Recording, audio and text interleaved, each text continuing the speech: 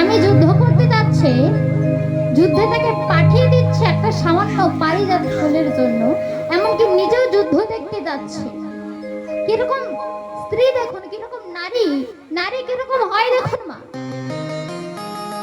নারী হচ্ছে সংসারের মূল। নারী যদি ভালো হয় সংসারে ভালো হবে না, আর নারী যদি গন্ডগোল হয় মাগো, তাহলে তো বুঝতেই পারছেন সংসারে সারাক্ষণ অশান্তি, সারাক্ষণ অশান্তি।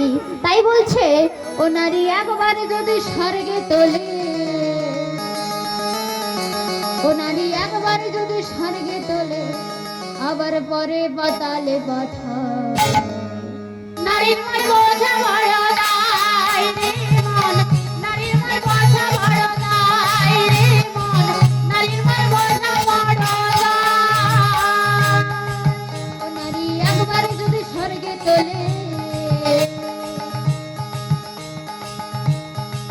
ও নারী একবারে যদি স্বর্গে তোলে, আবার পরে পাতালে পাঠায়। নারীর মন বোঝা বড় দায় রে মন, নারীর মন বোঝা বড় দায় রে মন, নারীর মন বোঝা বড় দায়। নারী দুর্গা নারী কালী, নারী দুর্গা নারী কালী। আমরা হিন্দু ধর্মে সবাই নারীর পুজো করি। নারী দুর্গা, নারী কালী, নারী সরস্বতী, নারী শীতলা, আমরা সবাই নারীর পুজো করি। তাই বলছে নারী দুর্গা নারী কালী, নারী শক্তি হয় ভূপালী। নারী দুর্গা নারী কালী, নারী শক্তি হয় ভূপালী। নারী পায়ে দেয় অঞ্জলি কৃষ্ণ গুণধর, নারীর পায়ে দেয় অঞ্জলি কৃষ্ণ গুণধর, নারীর পায়ে দেয় অঞ্জলি কৃষ্ণ গুণধর। নারীর পদতলে শুয়ে আছে, নারীর পদতলে শুয়ে আছে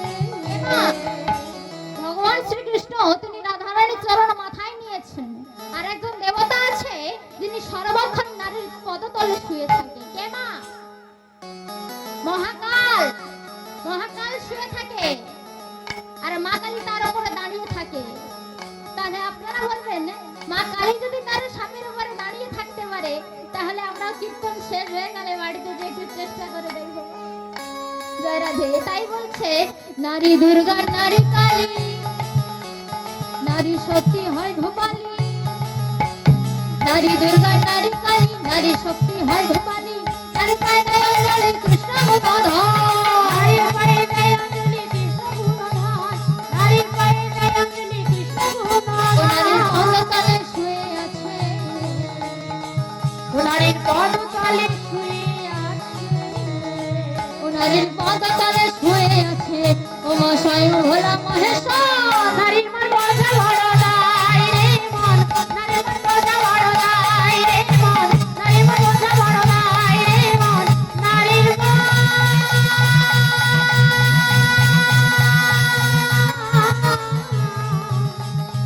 নারীর মন বোঝা বড় দায়।